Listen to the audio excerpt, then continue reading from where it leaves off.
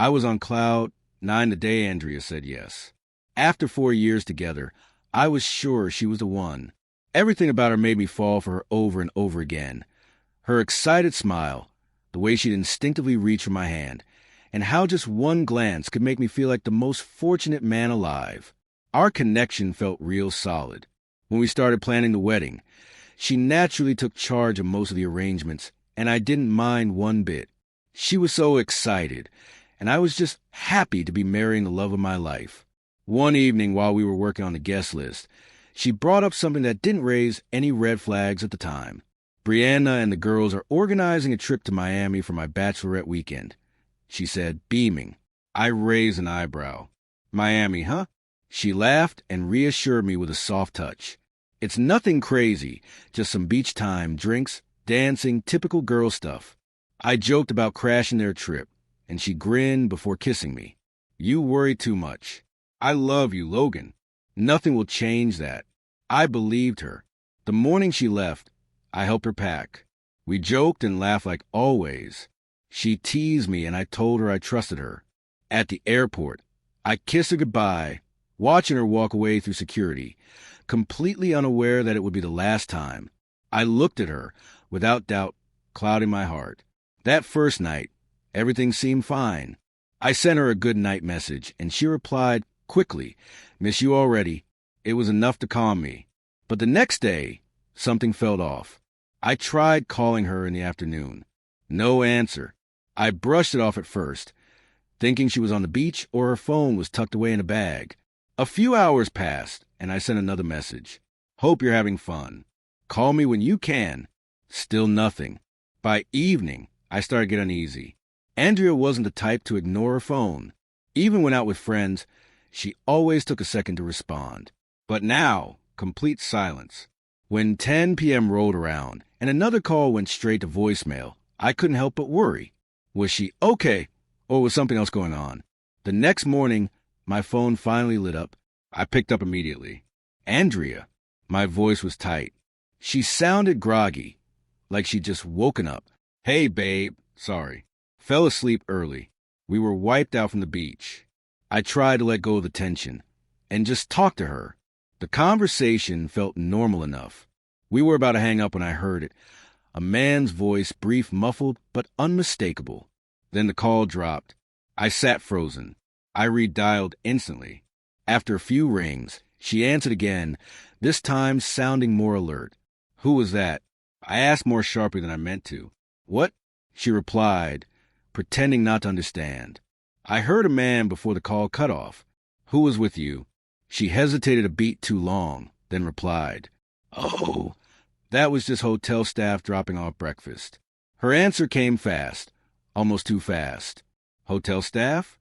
I repeated, not buying it entirely. Yeah, they come around with room service, she said, her tone clipped. You sure? I pressed, anxiety rising in my chest. She sighed. Logan, relax. I'm in my room with the girls. You're being paranoid. I wanted to trust her. So I swallowed my doubt and nodded even though she couldn't see me. Okay, have fun.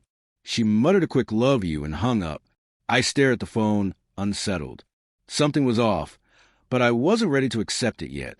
When she returned from Miami the next evening, I was waiting at the airport. I missed her. I wanted everything to feel normal again. But when she walked out of the terminal, something in me shifted. She looked like herself, sun-kissed, glowing. But the hug she gave me was quick, distant. The kiss barely there. How was the trip? I asked. She smiled, but it didn't touch her eyes. Amazing. I needed that so badly. Anything wild happened? I asked lightly. She laughed, brushing her hair behind her ear. Nah, just drinking, dancing, too much sun, girl stuff. I smiled, but something inside me was unsettled. On the ride home, she barely spoke. Normally, after a trip, she'd tell me everything. This time, she just stared out the window, tapping away on her phone. Once we got home, she didn't even unpack, just flopped onto the couch, grinning at her phone. Brianna?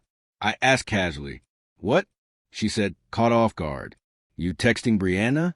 She blinked and said, Oh, yeah, just catching up, which made no sense. She just spent the whole weekend with her. I didn't push, but inside the unease was growing. Little changes started creeping in. She was always on her phone now, not scrolling, but texting, smiling down at the screen, fingers flying. And when I walked into the room, she'd instinctively tilt the screen away. Then came the sudden uptick in girls' nights, twice a week, sometimes more. One evening, while she stood in front of the mirror putting on lipstick, I asked, "Going out again?" "Yeah," she replied, barely glancing at me. "Feels like we haven't had time together lately," I said. She turned, raising a brow. "You see me every day." "That's not the same, and you know it," she scoffed, annoyed. "So what? I'm supposed to stay home all the time now." I kept calm. "I'm not saying that. I'm saying something's changed since Miami." She rolled her eyes. "Oh my God, not this again." I studied her, trying to figure out if I was losing it or if she was hiding something. "Are we going to have this argument every time I go out?" she asked, grabbing her purse. I sighed, rubbing my temples. "No, forget it." "Good," she muttered, walking out the door. And just like that, she was gone again, physically close, emotionally miles away. I sat there in silence, staring at the empty space where she had stood. Something was off, and I couldn't shake the feeling. That night, when Andrea walked to the front door, I was already in the living room waiting. She came in casually, tossing her keys onto the table, like everything was normal. But then I caught a scent, faint, unfamiliar, masculine. It wasn't her perfume. It was cologne. "Where were you?" I asked, try to keep my voice steady. She didn't meet my eyes. "Out with the girls." "I told you." I stood up, blocking her path. "Then why do you smell like a guy?" Her face flickered with something, guilt maybe or fear. But just as fast she brushed it off. "Logan. Seriously. Some guy must have brushed past me at the bar. Are we really going to do this?" I wanted to trust her. God, I wanted to, but I couldn't. Not anymore. The next morning, she was in the shower when her phone buzzed. It lit up on the nightstand. I wasn't trying to snoop, but my eyes drifted to the screen. A message from someone named Scott. My chest tightened. "Who is Scott?" My hand moved before I could stop it, reaching for phone. But before I could read anything, I heard the water shut off. I quickly put the phone back and stepped away as Andrea walked out of the bathroom wrapped in a towel, steam trailing behind her. She glanced at the phone, then at me. "What are you doing?" "Just grabbing my wallet," I lied, keeping my face blank. She didn't press it, but I saw the way her mouth tightened when she checked her phone. She was hiding something. I just didn't know how deep it went. That night, once she was asleep, I made my move. I sat in bed, my heart pounding, staring at her phone. I didn't know the passcode, but I didn't need it. Gently, I took her hand and pressed her finger to the sensor. The screen unlocked. I exhaled, shaking but determined. I had to be careful. No noise, no sudden movements. I slipped out of bed and tiptoed into the living room. The soft glow of the phone screamed the only light. At first, everything looked normal. Conversations with friends, coworkers, harmless. But then I found it. His name, Scott. My fingers hovered over the chat. A cold weight sank into my stomach. I tapped. It started innocently enough. Jokes, compliments, a little too familiar. But as I scrolled, the truth unraveled like a thread pulled from the sweater. The messages got more intimate, more explicit. And then photos, videos, Andrea with Scott in bed, laughing, touching. I felt sick, but I couldn't look away. And then there was more. A video with another man, not just Scott. 2 men together with her. It dated back to Miami, her bachelorette weekend. The one where she said she was too tired to talk. The same weekend, I told myself everything was fine. It hadn't ended there. Scott had come to town, and she'd met him while pretending she was out with her friends. All those nights, she told me she loved me. She was lying. I couldn't breathe. My grip on the phone turned white-knuckled. Without thinking, I forwarded everything to myself. Photos, videos, every damning piece. Then I deleted the entire conversation from her phone. She wouldn't know what I'd found. Not yet. because I wasn't going to confront her. I was going to destroy the illusion. The next morning, I acted like nothing had changed. Andrea went about her day like usual, clueless. When I casually suggested inviting her parents over for dinner, she agreed without hesitation. That evening, we sat around the table, chatting politely. Her parents laughed. She smiled. No one saw what was coming. Then, when the moment was right, I took out my phone, connected it to the TV, and pressed play. The room went still as the screen filled with images. Undeniable proof of betrayal. Andrea in bed, laughing, wrapped in sheets with Scott and another man. Her mother gasped, her father's face flushed with anger. Andrea turned pale. What is this?" she asked, her voice trembling. "You tell me," I replied coldly. Her father stood, fists clenched. "Andrea, what is this?" Tears welled in her eyes. "Logan, please." "You don't get to beg," I said. "You made your choice." Her mother looked devastated.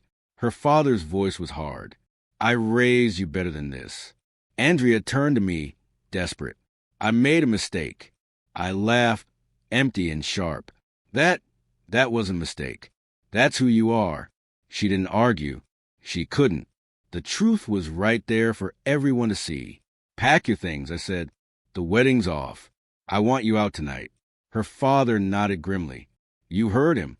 Go." Andrea opened her mouth to say something, but no words came. Quietly, she turned and began to pack. No excuses, no denials, just silence. And then she was gone. The months that followed were hard. The quiet in the house was unbearable at first. Everything reminded me of her, but time passed. Pain gave way to clarity. I started to heal. Then one evening, there was a knock at the door. I opened it, and there she was, Andrea. She looked like a ghost of the woman I once knew, tired, hollow-eyed. "Logan," she whispered, voice raw. "Please, I was stupid.